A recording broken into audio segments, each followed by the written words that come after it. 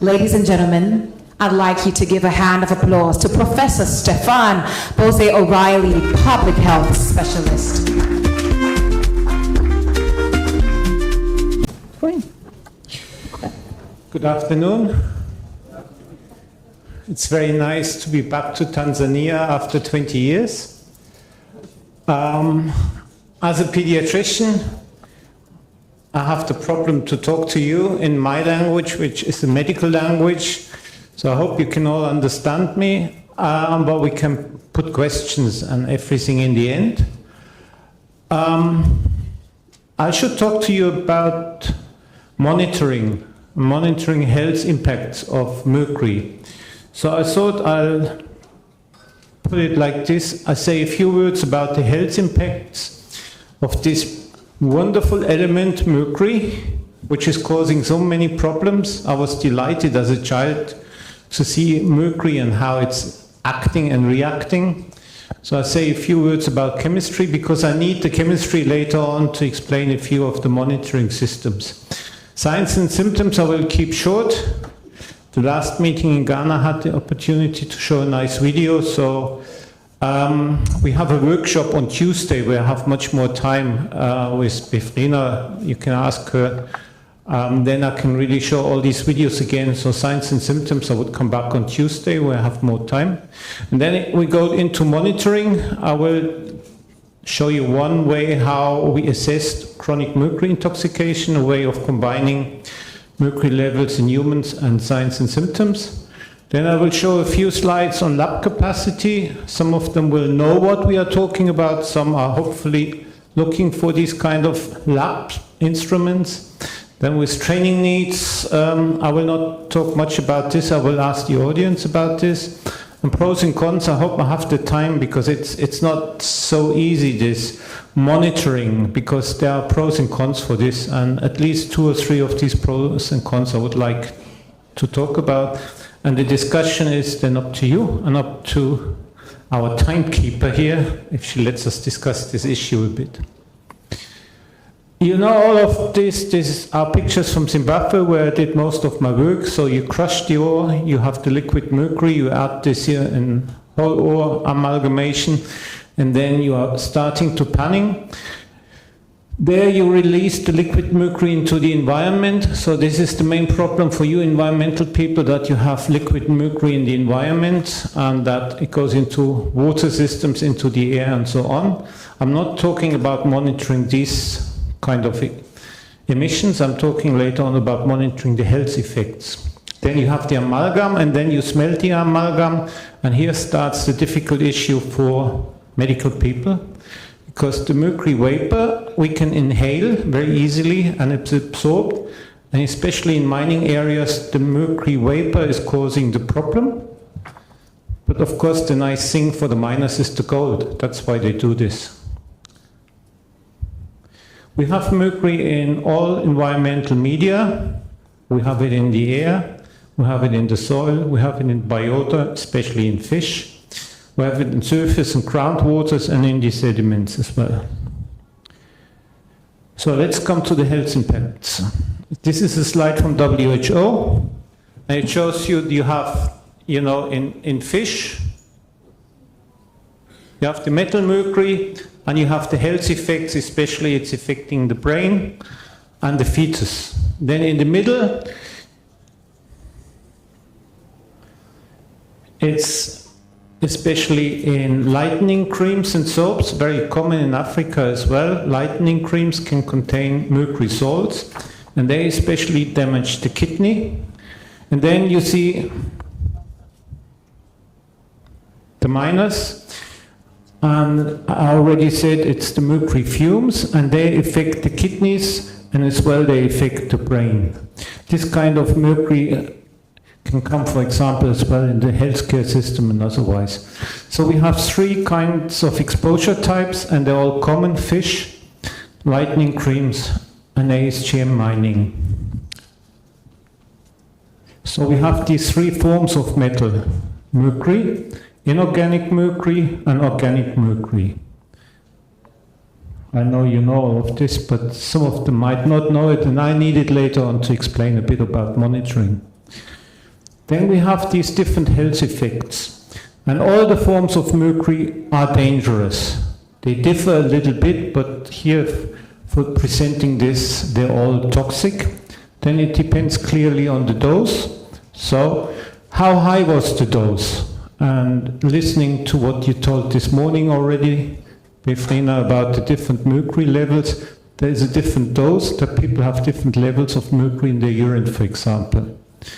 Then it's important the age or the developmental stage of the person exposed. So the fetus is the most susceptible one. I'll talk about this later on as well. And then, of course, it depends whether you have an acute exposure or if it's chronic. And minors have a chronic exposure 5, 10, 20 years, and then they show the symptoms. And then the route of exposure is important: inhaling, ingesting, or dermal contact. Depending on the kind of mercury, all these ways in the end are of importance. Mercury is a very neurotoxic substance, so it's mainly affecting the brain, but it's as well causing problems to the fetus, what we doctors call teratogenicity. And then it can cause cancer, it can affect the immune system, and so on. So it affects several organs. The most important one is the brain. Here you see a bit of German as well in between. But what you should memorize, it's the brain, and it's mainly the small brain which is affected. So if we're looking for signs and symptoms, we look for signs and symptoms coming from the small brain. Then the kidney is affected, and then the developing brain is affected. This is the so-called Minamata disease, where the children being exposed before birth and after birth had problems with their cognitive development, which is, for example, the speech development.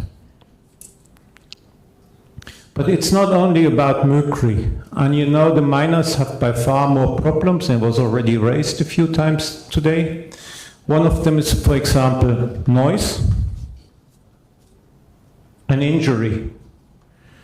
So it's extremely noisy, especially these ball mills in Tanzania are incredibly noisy. They run 24 hours, people live next to it. And then injuries. You know, if you ask about how many miners died due to mercury, you will not get an answer. But if you ask how many miners did die in a mining village, you will hear, okay, it was 5, 10, 20 last year. So this is something that the miners are really considering as a real hazard. This is this injury. Then of course it's very dusty. If you look at the ball mills, you see all the dust, and inhaling the dust is extremely unhealthy. And then you as mining and environmental specialists, you know, mercury is added to get the gold out of the ore, but alongside with the gold you have arsenic, cadmium, lead and other toxic metals, which we rarely take into consideration if we look at the health impact.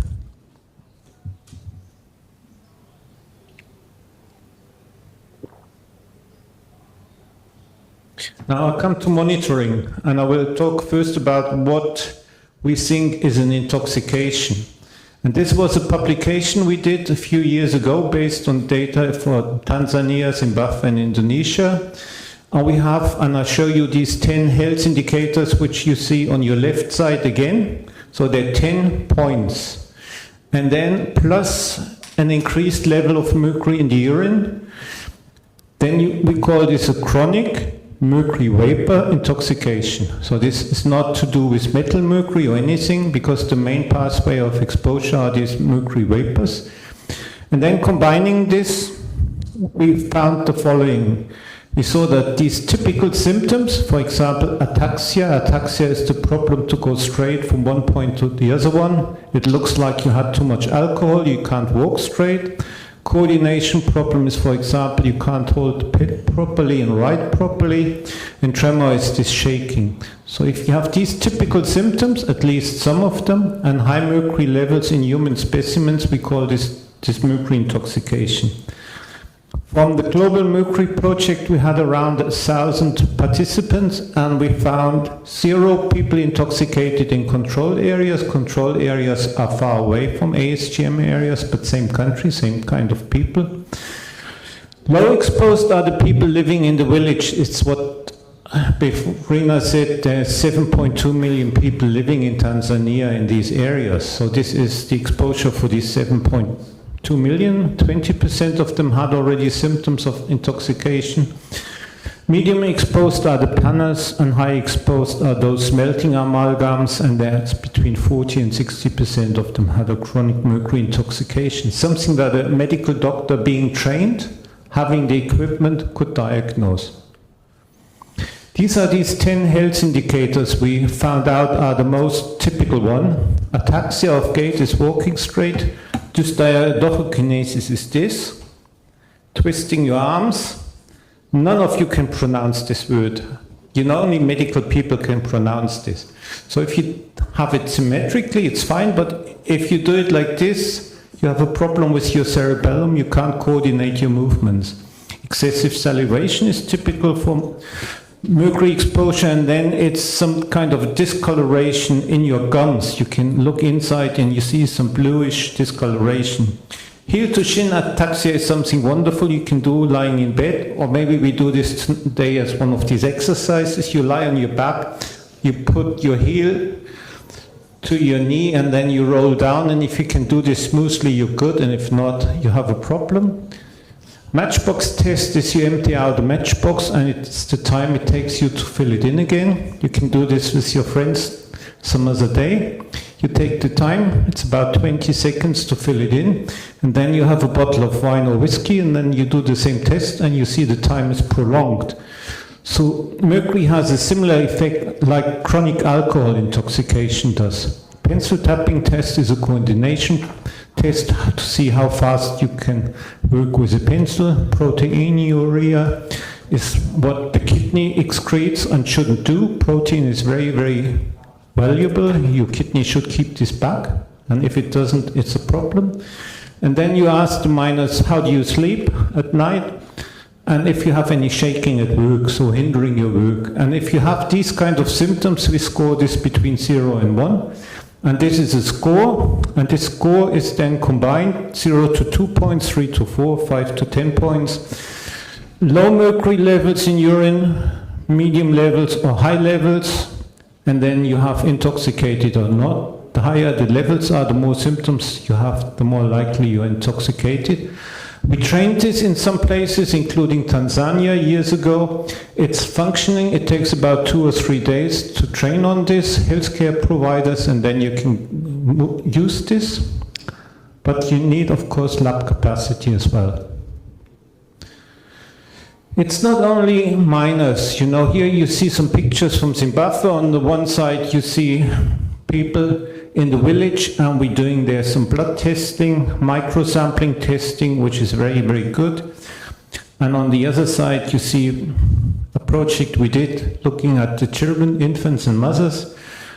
So it's about mercury in blood, urine and hair, and mercury in breast milk. Here's some results from Indonesia and Zimbabwe from these children. Control, living in the village, working already with mercury. Here you see the kids in Zimbabwe, they already worked, this age group. And then you see these 2 black lines, and these 2 black lines are the threshold limits, the lower and the higher one. And you see that especially the lower limit one, a lot of these children, from the working ones, more than 50% have high levels of mercury already as children. So you can do this for minors, you can do this for the population, you can do this for women at the age between 15 and 45 and so on. This is the result from the breast milk study we did. Non-exposed, medium exposed, high exposed. And on the right top side you see if you would bring this milk into the market and sell it, about 20% of these milk samples you couldn't sell because they exceed the threshold limits for safety. So these children feed daily on milk, which is absolutely unsafe. So these babies are exposed before they're born, they're exposed living there, inhaling the air, playing in the dust, plus breast milk. So they're a special risk group. One is the minors. They come in as healthy men, and healthy men can tolerate much more than these very sensitive people. So if you consider monitoring, you have to consider which risk group you're going to monitor. Then this is the next one is about the kind of analyzers, and I'll show you a few pictures. This is the one we used in Zimbabwe lately. This is a Lumix, and it's a very nice equipment. You can bring it in and out. It costs about $20,000 to $30,000 or even cheaper. You can analyze urine and air. It runs under the name of Jerome as well, so there are a few companies providing this. It's very robust, very simple, and gives very good results. Not on the low levels, which might be interesting for Canada or France or so, but for high levels it's very good. Then we did microsampling. Microsampling is like you see on the picture, put a drop of blood on a piece of paper. This is a very common exercise for other diseases in Africa, like for HIV screening for children, so the nurses in the rural areas know all of this. It's very good for transporting because you don't need a cooling chain or anything. And from this dried blood spot samples you can get mercury out, but you can get as well lead and other toxic chemicals out if you have on the other side a very sophisticated lab. Then another way of microsampling is this, what you see there. This drop of blood is sucked in by a plastic tube. This is more accurate. This is very good for scientific studies because it gives better results than the one on the paper. And on the right side is another way of how you could sample. I skipped the next one. This is a gold standard. This is a wonderful equipment. We have this in the lab in Munich as well. It's called Direct Mercury Analyzer, DMA for Milestone. It costs about $20,000 to $30,000 as well. And it's perfect because without any preparation, additional preparation, you can analyze blood, urine, hair, breast milk, water, soil, but only for mercury. You can do about 50 to 100 samples a day. Different to the Lumix, it needs some gas. The Lumix doesn't need any gas, but this needs continuous supply with gas, which is a problem in some areas. And then this is the top level one. These are pictures from Zambia from 2 or 3 months ago. The World Bank project in Zambia installed this equipment, the ICP-MS. Muichi knows this very well. And this ICP-MS can analyze all toxic elements, all from mercury to lead to whatever you want, in any kind of, you have urine, blood, whatever you need. It needs a lot of gas, it needs a lot of training, and it needs quite good lab personnel as well. But this, for example, they are at the moment discussing between DRC and Zambia if they could send the samples from DRC to Zambia, for example, to analyze. The problem with this analyzer at this very minute is it's not working because they don't have electricity in Zambia at the moment. You know, this year was very bad with rain, so they only have 3 hours a day electricity. I'm planning this project was, we have a solar power battery to run for 2 or 3 hours, to close down this equipment, but we don't have the backup for 24 hours. So the problems here in this part of the world are really, really tremendous, and you really have to think of everything because problems can happen. So from this very, very simple to this very sophisticated equipment, you have to consider what you want and what you can really operate on. Now I have a question to the audience, because my voice is fading as well. I was listening to you very carefully this morning, and you had 7 topics that went very well, but I missed out health. And you said, the project is about involvement of public health and healthcare sector, but you didn't mention this as something you obtained. So the question to you, the first one is, maybe 1 or 2 can answer. How can you improve the involvement of the healthcare sector into this kind of a project?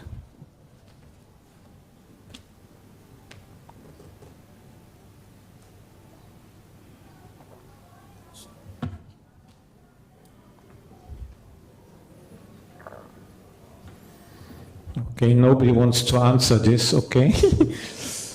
But at least I could drink a bit of water so I can continue. Oh, there is one? Okay, I don't see to this corner.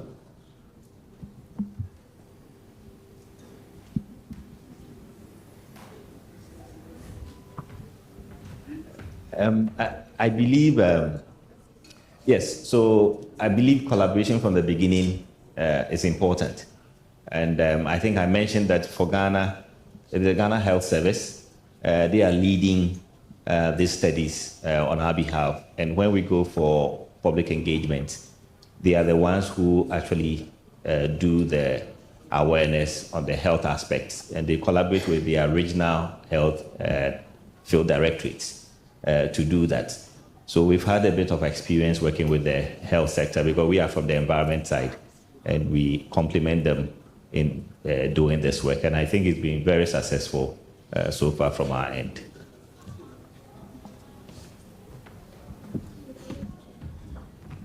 Yeah, thank you, Larry. The Ghana Health Service is a good example. The Ghana Health Service as well shows the problems because working intersectorial is not so easy. So sharing results with Ghana Health Service is not the easiest. And I will tell you in the pros and cons why this is a concern, why public health works differently to you people in the environment. But thank you, Larry. This is good because I have at least an idea what's happening in the Ghana Health Service. Of course, you need much more training. This is an example. WHO, for example, has a training course on mercury and human health, of course, free of charge. It has a lot of training materials. It's 4 main topics: mercury in the environment, health effects, Minamata Convention, and the healthcare sector. So you need these kind of training materials to train. You know, one has to start off, one has to be the champion, and then you can train the trainers. So somebody has to take the initiative and say, okay, I do it. You know, you're not always trained for what you're doing. When I'm standing here, I was not always trained in properly. So have the courage and start it and work across sectors. Thank you. Now I'm going to these pros and cons, and then I'm finished after I've done the pros and cons. One is biomarkers and human biomonitoring. This is a more general slide. It's not specific for mercury because you might have to do similar things on arsenic or lead in your country and so on. And of course, the advantage of a biomarker means, for example, lead in blood. Yeah, it confirms that the exposure really was absorbed, so it's reflecting the body. For example, you could have mercury in the environment. We had this story in Switzerland. Old tailing materials, but nothing was found in the children. Why? It's very cold in Switzerland. It did not vaporize. The children didn't inhale it. They didn't play on these tailings, so it didn't go there. So you might have environmental issues, but to confirm this, it's very good to have this. My screen is gone. I turn around, sorry, apologize. And then you can detect very low levels of exposure, you know, with this ICP-MS, which is interestingly for science, but you need to detect more the high levels, so you can consider what equipment you need. And then in red, it helps to follow exposure trends. So for example, you have an intervention, mercury-free technology in a mining site, like you showed in Ghana, and then have, for example, 100 miners being tested before the intervention and a year later. Then you see it was effective, come back 5 years later and you see it's back to the old level, so the miners are back to using mercury. That's, for example, our experience with retorts. We brought in retorts into Tanzania and Zimbabwe, and they were used in the beginning, but when I came back the next time, they all disappeared. And then it helps to evaluate public health interventions. You know, if what I was showing in the beginning is you have 7.2 million people living in mining areas in Tanzania and 1.2 million people working with mercury. But if you look, 20% are intoxicated if they live in the area. In the end, you have more intoxicated people by living in an area. And this has a different public health dimension if so many people are exposed, not even considering those downstreams. So monitoring is very good to see, is it needed to have an intervention, and to see if it's effective. And then limitations, there are several limitations, but one is really The monitoring depends on the quality of your results. And for example, in one of the partnering countries, I'm not naming which ones, we had a problem. The field results were very good with a very simple equipment, but we wanted to have confirmation from a major lab. But the results didn't fit at all. They did not correlate. So one of these two laboratories must have had a problem.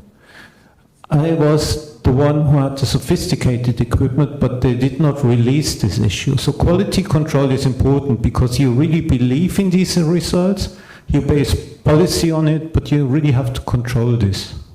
Sorry about this, but you should not just believe in results. If it's not logical, you should reconsider is this the real one or not. I more or less already said what's on this slide, and I want to come to this. The role of the laboratory is really to confirm the exposure to the toxicant, to determine the magnitude, the severity, to assess the effects, to monitor the efficiency of treatment, and to follow clinical evaluation. The risk communication is important. The risk communication means you're communicating your results to the people who are working there. And it's very important that the people working there get the results or living there before they read in the newspaper or hear on the radio that they're all intoxicated. Risk communication is important as well. If you use, for example, the Lumex and you have the risk communication immediately the same day, it might be better than you have a very sophisticated lab in Canada and it takes you 6 months to come back with the results. So you have to consider this point of risk communication. And the ethical issue is you can sample any kind of environment. You don't have to ask for permission. You can even catch a fish and analyze how much mercury is in the fish muscle. But for humans, you really have to ask them if they are willing to, especially if you have kids. You have to say, okay, it cannot be done with adults, it can only be done with kids. So you need informed consent meeting, you need usually ethical committee, and this is prolonging your wish to monitor. It takes long. It's different if you go to your own doctor and you ask your doctor, what is my hemoglobin level? He can do it immediately. Yeah. Of course, it's a consent because you ask him to do it or he offered it and you agreed. But if you do this for a group of people, especially if you report this, if you publish this, you need the informed consent.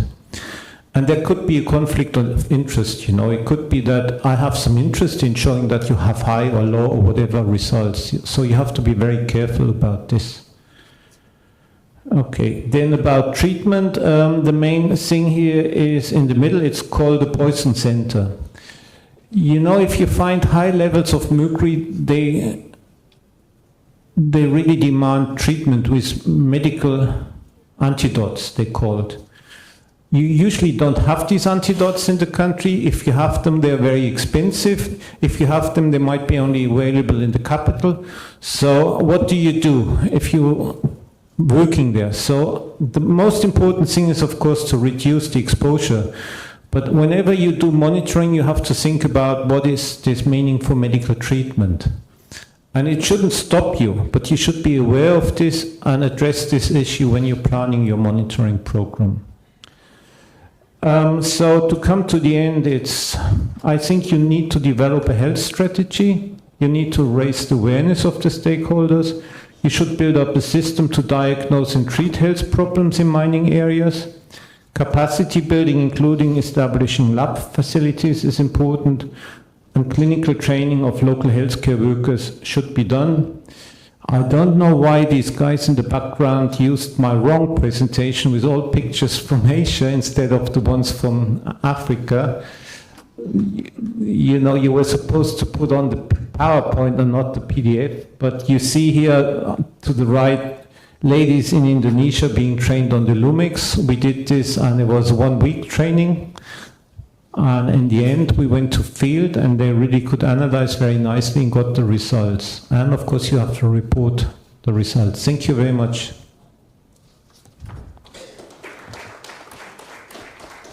Thank you very much, Professor. Ladies and gentlemen, monitoring health impacts of mercury.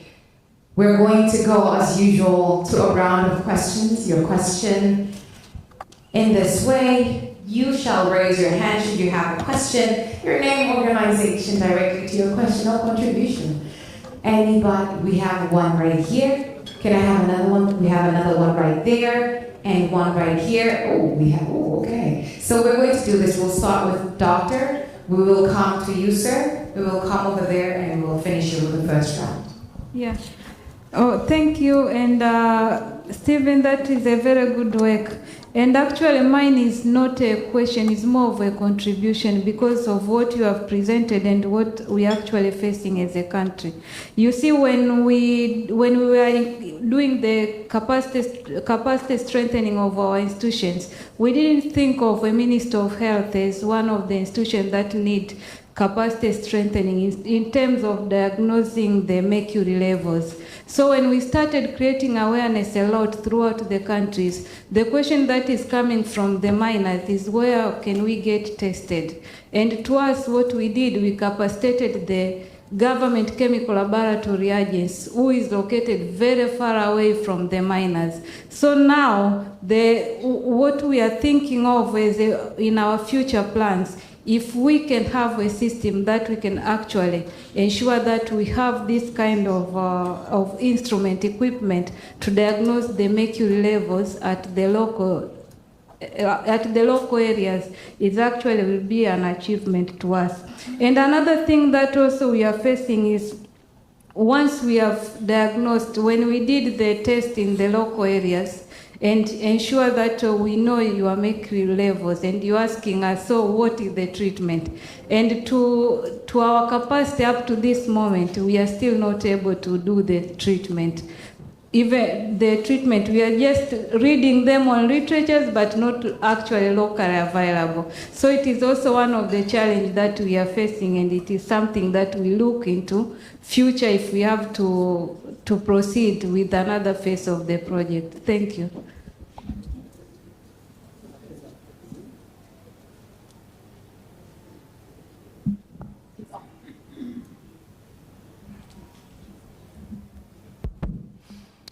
Thank you, Prof, for the good presentation on the health aspect. If I got it correct, you highlighted that mercury, it is one of the cancer-causing heavy metal. If you go through the literature, there are some contradicting views. Some are commenting that it is really a carcinogenic chemical, and some are saying that it is not a direct carcinogenic heavy metal, but rather it is activity might lead or might promote to carcinogenic instances. Now, my question now, what could be our views? Could be the activities of mercury could promote the cancer risk, or itself it is the cancer-causing heavy metal? That's the first part. And the second part is that if the case in any way, what could be the type of cancer might be caused by mercury? And the third part of it might be at what level within an individual might be considered that this level, it is the alarming level of causing cancer. Thank you.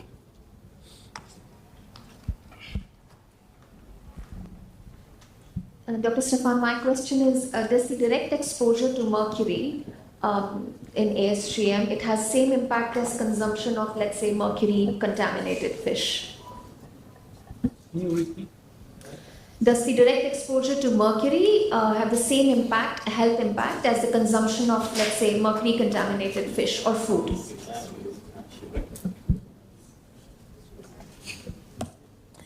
Could I? Bonjour docteur, merci pour votre présentation.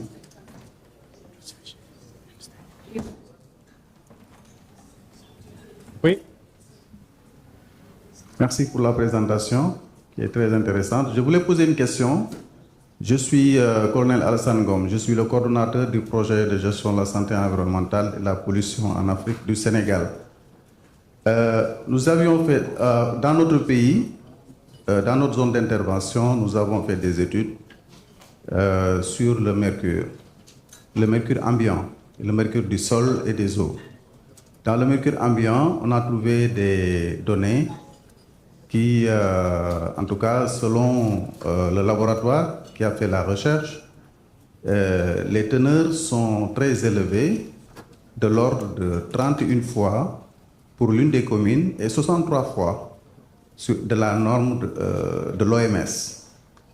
Maintenant, je voulais poser la question de savoir, est-ce que, disons, est-ce qu'il y a la norme qui est utilisée, est-ce que vraiment c'est une norme qui est universelle? Parce que dans les discussions, j'ai senti une petite variation sur 2 références.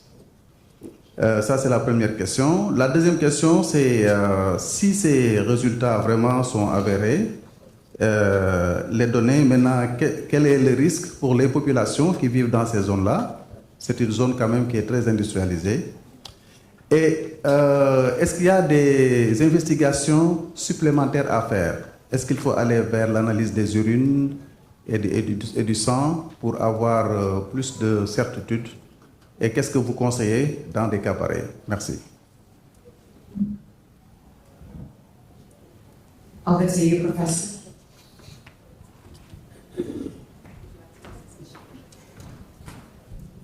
There are many questions, yeah.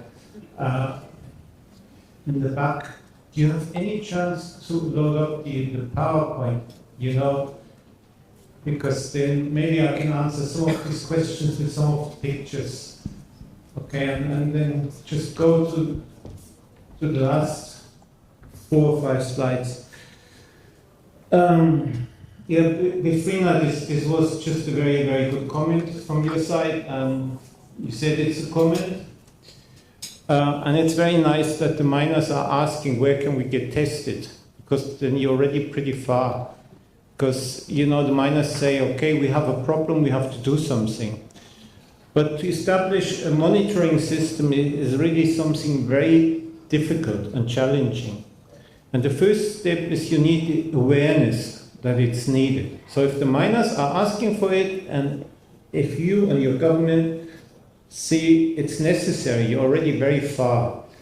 Monitoring, first of all, means you want to get an overview of what's happening. So maybe you really monitor 100 miners in an area, and like you have said, you have 4 big mining areas, so maybe you're monitoring 4 areas, you come back every 2 or 3 years. Then you have something like 500 samples a year. For this, you have the capacity in the country, and you have the logistics to do this. But for monitoring, to go really to diagnosing and treating, it's a big step, because then you need the availability of this lab capacity either everywhere, or you have to have a very good system, logistic system to transport urine or blood samples to your lab. Why not hair? And this is answering to already a bit to Ishita. The miners are exposed to mercury vapor, so we can see this in urine. We can see it a bit in blood, but we can't see it in hair. So we need urine or blood for the miners. And I'll come back to your fish question. So if the miners really want to get their tests done, I think the best way would to consider this microsampling, because if you sample correctly without any environmental contamination, it's the wrong slides, just forget it, it's okay. Whatever happened, it's okay. So diagnosing and treating needs much more capacity than before, and it needs funding. And a country like Tanzania or the other countries, you have a few dollars per person per year for health. And a lab test costs between $5 and $10, if not in a commercial lab, $30, $40 or $50. So how can you afford this money, diagnosing and treating? This is a question. And then where can you get the treatment? And Befrina said, and it's the same for the other countries, I guess, you don't have this antidote called DMPS. DMPS is not difficult to give. It's not toxic. It doesn't make any problem. But you just don't have it, and you don't have the money for it. And one course of treatment is between $200 and $500 per person. If you think that 1.2 million miners, half of them intoxicated, you see how much money you would need. If you look at this amount of money, if you could have this amount of money to reduce the exposure, even if you only buy retorts, you can do much more good. And treatment means the people reduce their mercury levels in blood with this treatment, then they go back to the same site, are exposed again, and in 2 weeks' time they have the same levels again. So this kind of treatment is not really helpful.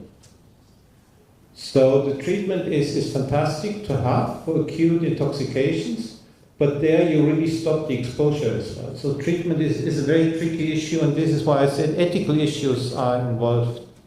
So I would wish you would have the capacity to diagnose every single miner, like you have the capacity at the moment to screen all pregnant women for HIV, but you have to think about the same dimension of capacity to screen all minors for mercury.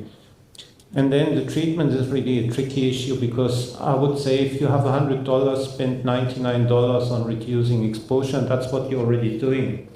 And this is what I wish from you on the health side, that you make sure that the health of the people is not endangered anymore by reducing the exposure. So you can do much more on your side than we can do on our side. Then about cancer, this was an excellent question. On purpose, I made the cancer much slower, much less visible than the other effects, because the neurotoxic effects are obvious, the teratogenic effects with the Minamata disease are obvious. Cancer, mercury is still listed in this list of cancerogenic substances by IARC, and it's listed. But whenever I ask some people why, they come up exactly with what you said. It's a bit insecure why it's still listed, it's insecure where it's coming from, it's not coming from human exposure, it's coming from some toxic models in animals. So I would not think this is the main problem for miners, that is cancerogenic. But so it's listed cancerogenic, there is no safe level, because for cancerogenic substances there is never a safe level. So if you think you want to protect it, you have to go down to zero, but you can't get down to zero. So this is this answer. So I'm nearly done. Ishita, the direct exposure to mercury is causing neurotoxic effects, and it does damage the fetus. As well, the mercury coming from fish is damaging the fetus and is causing neurotoxic effects. The ones who like more elemental mercury say this is worse, and the other ones say this is worse. Much more research was done on metal mercury, so we have much more data since Minamata, but much older is our knowledge, and this was said before as well from Dan Biller. We have historical knowledge that elemental mercury is very toxic as well. The question is, could you be exposed to both? Yes, you could. For example, in Indonesia, in Lombok Island, we had a mixed exposure, because people eat a lot of fish, and the fish can be very high in mercury, especially if it's next to mining sites. And in Kalimantan, we had a mining site where they had extremely high levels, 5,000 microgram per liter, the miners, and that was because they had these tailing areas, these ponds, after mining, these open pits. They were full of water containing mercury. They had little fish inside, they did eat the fish, so they get a double exposure, so you can be exposed to both sides. So it has a similar impact. And the health impact for the population globally, metal mercury is by far more important, because we all eat fish. And this is why we want to protect the international waterways from mercury release. Like you mentioned before, Lake Victoria. Even in Europe, we eat every week fish from Lake Victoria. It's a cash crop, and we eat this. And then, you have For Mali, for example, you contaminate the river Niger and so on. So in the international waterways, you release the mercury into the sea, and the mercury levels of sea fish like tuna, they are going up due to your release here in ASTM areas. This is why Jeff and other institutions are putting in so much money into this problem, because they want to protect the international waterways so that fish is still safe for the global population to eat, and it's such an important source of protein and so on, so we really have to protect the fish. So it was very good that you asked about metal mercury and fish. And then the question to Senegal, yeah, the ambient pollution is very high, and as we will hear later on today, you can model from the ambient pollution to human levels. So if you have the levels of ambient pollution, you can conclude what that means for human people as well. So this is very good. Then the variations, yeah, it's clear. If we all eat the same amount of metal mercury in fish tonight, we will have completely different levels of mercury tomorrow in our blood, because we absorb differently and we excrete differently. So the genetic variation for mercury intoxication is tremendous. So not all of us will react in the same way. Are there any recommendations at what level something has to be done or not? Unfortunately not. WHO is not very clear in what needs to be done, what are safe levels, what are insecure levels. And when you work with lead, you have these instructions. At this level, I have to do this. At this level, I have to do this. But because there is such a high genetic variation behind it, it's very difficult to have these recommendations. So if you would look up at what level do I have to treat medically, at what level do I have to reduce the exposure, you will find very, very different recommendations, and it would be very nice for all of us if WHO or other organizations could come up with a clear guideline how to deal with mercury. Thank you very much for all your questions. I hope I answered them. If not, please come back to me and ask me after. Please.